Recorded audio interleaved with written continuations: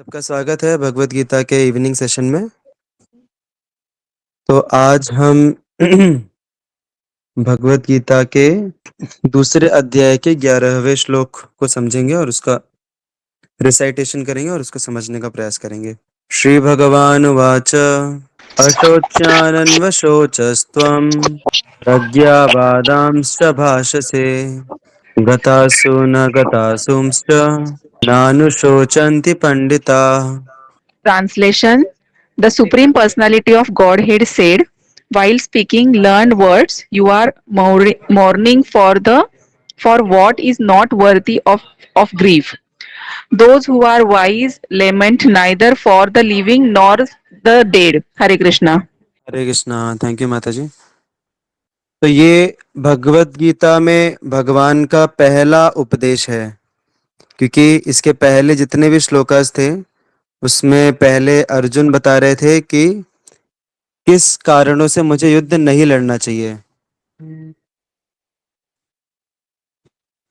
Right. हमने पहले देखा कि पहले के जो पूरा अध्याय था, फर्स्ट चैप्टर, उसमें पूरे टाइम अर्जुन बस अलग अलग प्रकार के तर्क दे रहे थे कि मुझे क्यों युद्ध नहीं लड़ना चाहिए।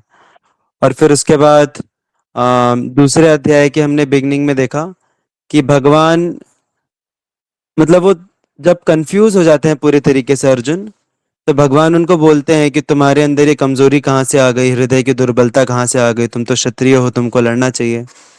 फिर भी उनका कंफ्यूजन क्लियर नहीं होता अर्जुन का, और फाइनली वो पूरी तरीके से हार मान जाते हैं और बोलते हैं कि अभी आप जो कार्पण्य दोषो पहता स्वभाव, मतलब अभी मुझे कुछ समझ में नहीं आ रहा मैं क्या करूं। और इस प्रकार से वो कृष्ण की शरण लेते हैं। तो जब वो कृष्ण की शरण लेते हैं इस प्रकार से, तो फिर कृष्ण उनको उपदेश देना शुरू करते हैं कि तुम्हें क्या करना चाहिए। तो शुरुआत ही करते हैं भगवान उनको डांट के। तो भगवान क्या बोलते हैं कि तुम बहुत बड़ी बड़ी बातें कर रहे हो, अलग अलग तर्क वितर्क कर रहे हो, अलग अलग नीति शास्त्र से अलग अलग बातें बोल रहे हो, लेकिन तुमको ये भी नहीं पता कि कौन सी बात के लिए मुझे शोक करना चाहिए और कौन सी बात के लिए शोक नहीं करना चाहिए, तुमको इतना भी नहीं पता। बेसिकली यही बोल रहे हैं भगवान यहाँ पे। Supreme personality of Godhead said, while speaking learned words, तुम बड़ी बड़ी बातें तो बोल रहे हो, लेकिन you are mourning for what is not worthy of grief, जो शोक करने लायक बात नहीं है उसके ऊपर तुम शोक कर रहे हो। राइट।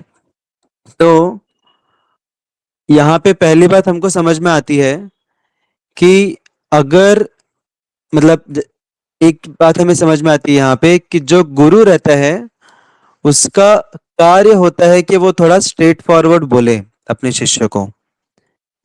कई बार हमको एक्सपेक्टेड रहता है कि कोई गुरुजन जो है वो बहुत मीठी मीठी बातें बोलेंगे और हमारे जो अहंकार है उसको पैम्पर करेंगे, सिर्फ आशीर्वाद देंगे। लेकिन यहाँ पे जैसे ही कृष्ण ने गुरु का पद स्वीकारा, गुरु का पद स्वीकारने से पहले कृष्ण अर्जुन के मित्र की तरह डील कर रहे थे उनके साथ। और जब तक मित्र की तरह डील कर रहे थे तब तक उन्होंने कुछ भी उनको गाइडेंस नहीं दिया।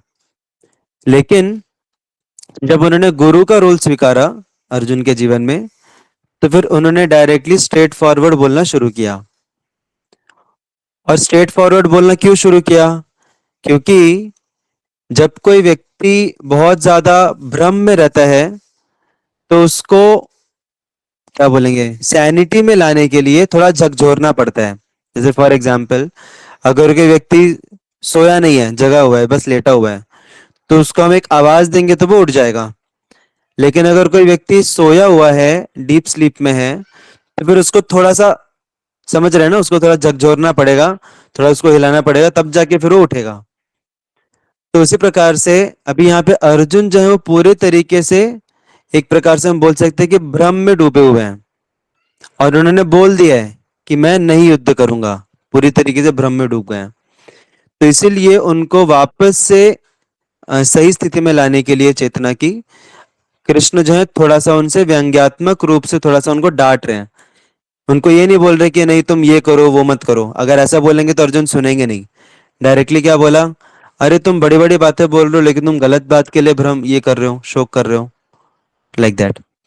तो हमको समझना चाहिए, देखिए यहाँ पे दो चीजें जरूरी हैं। एक तो हमें एज अ शिष्य, अगर हम एज अ शिष्य डील कर रहे हैं किसी के साथ, जैसे जनरली हम लोग शिष्य एज अ शिष्य किसके साथ डील करते हैं?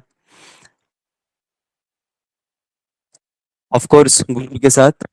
हमारे अलग अलग, हमारे जीवन के अलग अलग जो पहलू हैं उसमें अलग अलग गुरुज रहते हैं, अलग अलग लोग जो हमें गाइड करते हैं अलग अलग एस्पेक्ट्स में। उसके अलावा हमारे माता पिता भी गुरु समान है। हो सकता है कुछ रिश्तेदार हो, कुछ मित्र हो जो गुरु समान हो हमारे जीवन में, जो हमें गाइड करते हो। तो अगर वो कभी थोड़ा सा स्ट्रेट फॉरवर्ड बोलते भी हैं, तो हमें उसको दिल पे नहीं लेना चाहिए। हमें समझना चाहिए कि ये हमसे स्ट्रेट फॉरवर्ड बोल रहे हैं, थोड़ा सा हक से बोल रहे हैं, इसका मतलब ये हमें अपना समझ रहे हैं। क्योंकि जनरली कोई भी व्यक्ति किसी पराये को कभी पराये व्यक्ति के साथ हमेशा फॉर्मेलिटी के साथ डीलिंग होता है, और एकदम फॉर्मेलिटी और क्या बोलते हैं उसको, politeness and all that. But जो अपने लोग रहते हैं उनके साथ हम थोड़ा बिंदास डील करते हैं, क्योंकि हमें भरोसा है, हमें कॉन्फिडेंस है उनके ऊपर कि वो बुरा नहीं मानेंगे, वो समझेंगे हमारी भावनाओं को। तो इसीलिए एक स्तर रहता है कि हमारे जो गुरु हैं वो बहुत सोच समझ के हमारे साथ डील कर रहे हैं, बहुत फॉर्मेलिटी के साथ डील कर रहे हैं। इसका मतलब अभी तक हम उनके उतने क्लोज नहीं गए। लेकिन जब वो हमें डायरेक्ट बोलना शुरू करते हैं, कि डायरेक्ट बोल रहे हैं कि ये करो ये मत करो, और ये ऐसा करोगे तो ये होगा, और तुम ऐसा गलत कर रहे हो, तो ऐसा अगर कोई गुरु हमें बोलता है, इसका मतलब हमें फॉर्चुनेट समझना चाहिए कि उनको हमारे ऊपर कॉन्फिडेंस है, एक संबंध स्थापित हुआ है अभी। तो ये हुआ शिष्य की तरफ से। लेकिन जब बात आती है गुरु की तरफ से, तो गुरु को हमेशा कोशिश करना चाहिए कि वो क्या बोलेंगे उसको, एज एम्पैथिकली उसको इंग्लिश में बोलते हैं, बट उसको सोच समझ के बाद संवेदनशील, हाँ, उसको बहुत संवेदनशीलता के साथ डील करना चाहिए अपने शिष्य के साथ। ऐसा नहीं कि हर छोटी छोटी बात पे डांट दे बस, और हमेशा डांटते रहे, कभी अप्रिशिएट ना करें, हमेशा कमियां निकालते रहें। नहीं। तो जनरली डांटने की जरूरत कब पड़नी चाहिए? जब और कोई ऑप्शन ही नहीं बचा। जैसे यहाँ पे अर्जुन अगर कृष्ण को पूछते कि मैं क्या करूं, मैं लड़ाई करूं कि नहीं करूं, मुझे क्या करना चाहिए, ऐसा नहीं पूछा अर्जुन ने। अर्जुन ने क्या बोला? डायरेक्टली बोल दिया कि मैं नहीं लड़ूंगा, आई शैल नॉट फाइट। इसके पहले जो दो श्लोका था उसमें डायरेक्टली वो बोल दिया आई शैल नॉट फाइट। पहले गुरु के रूप में स्वीकार किया उन्होंने कृष्ण को, और उसके बाद क्या बोलते हैं, आई शैल नॉट फाइट। पहले गुरु के रूप में कृष्ण को स्वीकार किया, और बाद में डिसीजन कौन ले रहा है? वो खुद ही ले रहे हैं डिसीजन कि मैं नहीं लड़ूंगा। तो इसीलिए थोड़ा सा फिर कृष्ण उनको इस प्रकार से बोलते हैं। तो when we are guiding, we should try to be as sensitive as possible. जितना हो सके उतना संवेदनशीलता के साथ हमें गाइड करना चाहिए लोगों को। बट अगर, जैसे अगर कोई व्यक्ति है जो 12वें माले पे खड़ा है, टेरेस पे, और वहां से वो छलांग मारने जा रहा है, तो उसको हम बुलाएंगे, बोलेंगे बोलेंगे मत करो मत करो, मत छलांग मारो। अगर वो सुन ही नहीं रहा तो हम क्या करेंगे? उसको प्यार से बोलेंगे क्या बस कि मत छलांग मारो? नहीं, उसको जाके पकड़ेंगे हम, राइट? पकड़ के उसको हम, हो सकता है थोड़ा फोर्स यूज करना पड़े। तो आ, हमें समझना चाहिए कि अगर कोई गुरु वर्ग के जो लोग हैं, हमारे माता पिता हों या जो भी हों, जो गुरु हों या फिर टीचर्स हों, वो अगर हमसे थोड़ा स्ट्रेट फॉरवर्ड बात कर रहे हैं, तो पहली बात तो हमको ये समझना चाहिए कि एक रिलेशनशिप है इसलिए वो कर रहे हैं, उसको दिल पे नहीं लेना चाहिए, उसके मैसेज को हमें स्वीकारना चाहिए। दूसरी बात हमें समझना चाहिए कि हमारी तरफ से हो सकता है कुछ तो ज्यादा कमियां हो रही हो, इसकी वजह से उनको इस प्रकार से बिहेव करना पड़ रहा हो। Like that we should think of the possibility also. और जब हम गाइड कर रहे हैं लोगों को, तो हमें कोशिश करना चाहिए as much sensitively we should try to guide them. तो ये एक बात हमें समझ में आती है। और दूसरी बात हमें इस श्लोक से समझ में आती है कि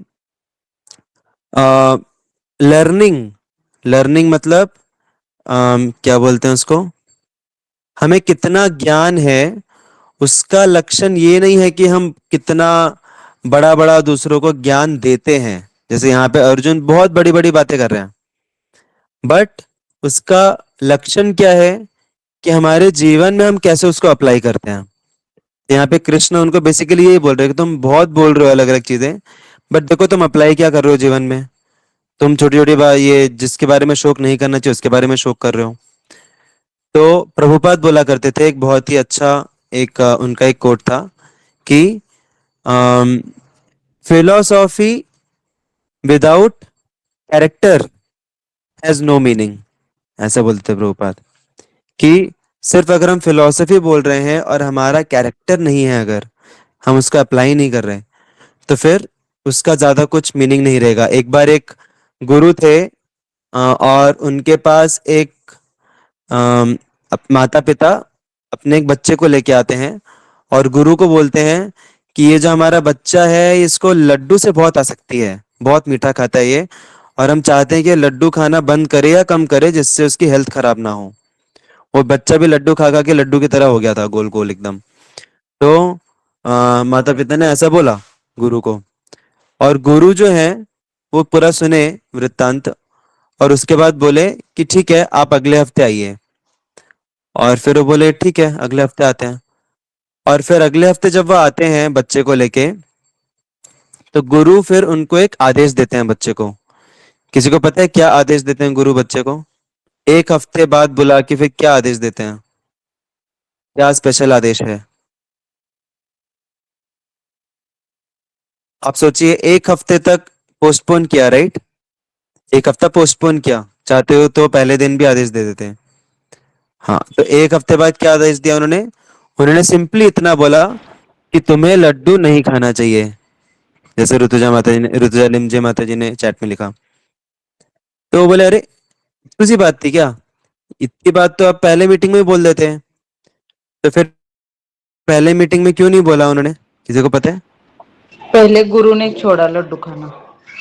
हाँ, क्योंकि पहले वो खुद लड्डू खाते थे। तो वो बोले मैं खुद पहले लड्डू खाता था, और अगर मैं उसको बोलता तो मेरी बातों में उतना दम नहीं रहता, क्योंकि मैं खुद उसका पालन नहीं कर रहा हूँ। तो इसका मतलब ये नहीं है कि हम बोलना छोड़ दें।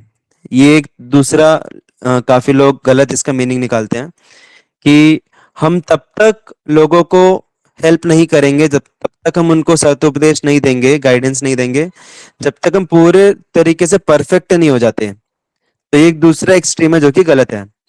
हमें गाइडेंस देना चाहिए लोगों को, हमें उनको सही मार्ग दिखाना चाहिए, और साथ साथ हमें कोशिश करना चाहिए कि हम भी उस मार्ग पे चलें। ऐसे नहीं कि हम खुद भी नहीं चलेंगे और हम किसी को चलने, मतलब किसी को हेल्प भी नहीं करेंगे। ये दूसरा, ये नेगेटिव उसका अंडरस्टैंडिंग हो गया। पॉजिटिव अंडरस्टैंडिंग इज, जैसे बोला जाता है कि कोई भी चीज अगर हम पढ़ते हैं उससे 10 गुना ज्यादा इफेक्ट होता है जब हम उसको लिखते हैं। तो लिखने से ज्यादा हमारे अंदर हो जाता है, कंठस्थ होती है वो चीजें। जो लोग पढ़ाई में आप लोगों ने किया होगा ट्राई, और लिखने से भी 10 गुना ज्यादा हमारे अंदर जाता है नॉलेज, जब हम उसको सिखाते हैं दूसरों को, जब हम दूसरों को बताते हैं। तो दूसरों को बताना भी एक तरीका है उसको इंटरनलाइज करने का, उस ज्ञान को। तो हमें दूसरों को हेल्प करना नहीं छोड़ना चाहिए, गाइड करना नहीं छोड़ना चाहिए। हमें कोशिश करना चाहिए कि हम जो बोल रहे हैं उसका हम खुद भी पालन करना धीरे धीरे शुरू करें। उससे फिर हमारी जो वाणी है उसमें और ज्यादा बल आएगा, और ज्यादा शक्ति आएगी, लोगों के दिल तक छुएगी वो वाणी। तो ये हमें दूसरी चीज यहाँ पे पता चलती है। तीसरी चीज हमें पता चलती है कि हमारा जो बिहेवियर है वो काफी हद तक डिसाइड होता है कि हम किस चीज को वैल्यू करते हैं हमारे लाइफ में। ओके, हमारे लाइफ में क्या चीज वैल्यूएबल है।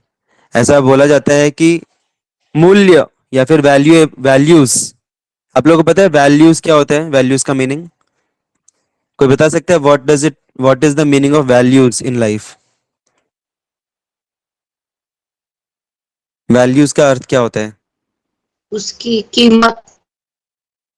वो अलग वैल्यू है, ये हम जीवन के वैल्यू की बात कर रहे हैं। हमारे जीवन में कुछ वैल्यूज होती हैं, राइट?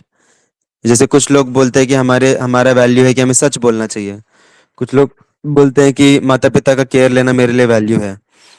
वैल्यू एडिशन कोर्सेज भी होते हैं बहुत सारे। तो what is the meaning of value, या कोर प्रिंसिपल्स, या गुड तत्व? ओके, या तो एक बहुत सिंपल सा डेफिनेशन है वैल्यूज का. Values means our values means what we value in our life. हम अपने जीवन में क्या चीज वैल्यू करते हैं वो हमारी वैल्यू हुई. That is our value system.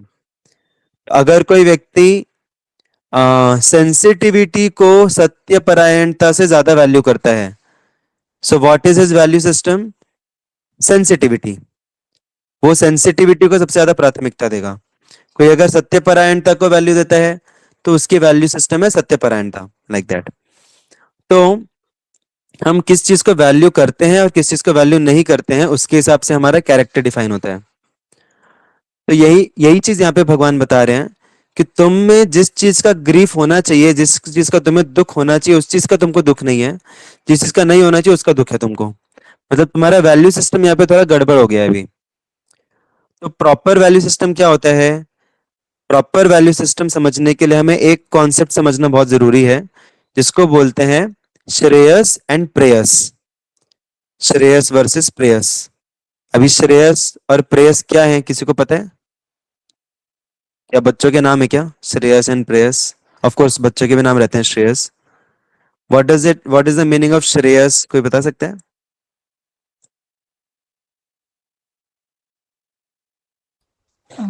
Prayas means immediate, and I think Shreyas means जो uh, ultimately मिलता है after a long period of time. या kind of similar to that. श्रेयस मीन्स लंबे समय के लिए जो यूजफुल है, हमारे लॉन्ग टर्म बेनिफिट के बारे में सोचना, उसको बोलते हैं श्रेयस. एंड प्रेयस मतलब शॉर्ट टर्म बेनिफिट के बारे में सोचना. थोड़े समय में जिसमें आनंद मिलता है, सुख मिलता है, उसको बोलते हैं प्रेयस. और लंबे समय के लिए जिसमें हमें आनंद और सुख मिलता है उसको बोलते हैं श्रेयस. तो जैसे छोटे बच्चे रहते हैं, उनके लिए खेल कूद करना, स्पोर्ट्स खेलते रहना बस दिन भर, दैट इज प्रेयस. That is also good, but उससे शॉर्ट टर्म में उनको बेनिफिट मिल रहा है. और अगर माता पिता उनको पढ़ाई करने के लिए बुलाते हैं तो उनको लगेगा अरे पढ़ाई वढ़ाई क्या करना, हमको इसमें आनंद आ रहा है.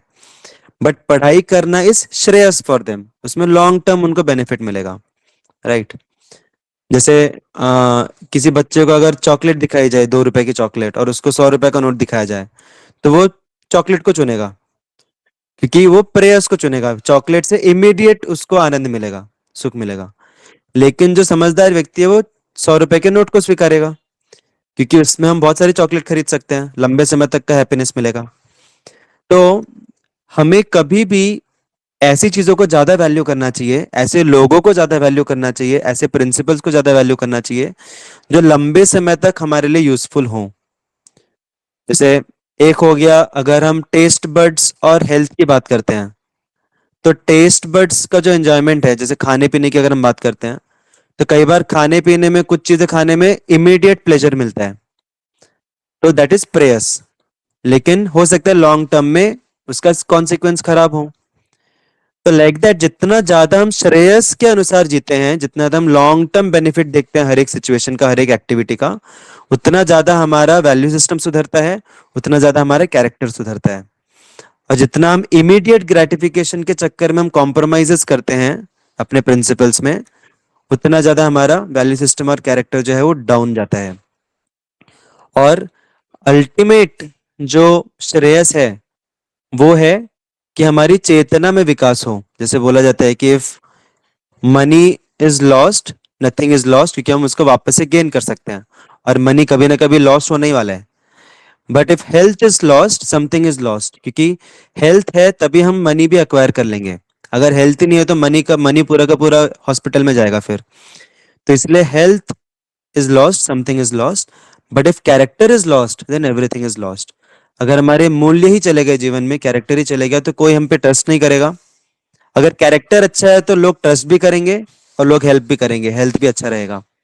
तो character is the most important thing. और कैरेक्टर डिसाइड होता है हमारी चेतना के स्तर पे, हमारी चेतना कितनी विकसित है. और जितनी ज्यादा हमारी आध्यात्मिक चेतना विकसित होती है, उतना ही ज्यादा हमारा कैरेक्टर एंड वैल्यू सिस्टम भी सुधरता है. तो एक्चुअल में श्रेयस क्या है? एक्चुअल में श्रेयस है हमारे कॉन्शियसनेस, हमारी चेतना का विकास करना, स्पिरिचुअलिटी प्रैक्टिस करके. और जो प्रेयस है, प्रेयस मतलब शॉर्ट टर्म बेनिफिट्स क्या हैं? इस दुनिया की जो अलग अलग उपलब्धियां हैं, इस दुनिया की उपलब्धियां कभी रहेंगी, कभी नहीं रहेंगी, आती जाती रहेंगी. तो वो भी करना है, उस पर भी फोकस करना है, लेकिन उसके चक्कर में अल्टीमेट गोल हमारा मिस नहीं होना चाहिए, and that is elevating our consciousness that by practising spirituality. So we'll stop here. Hare Krishna. Thank you so much for your active participation.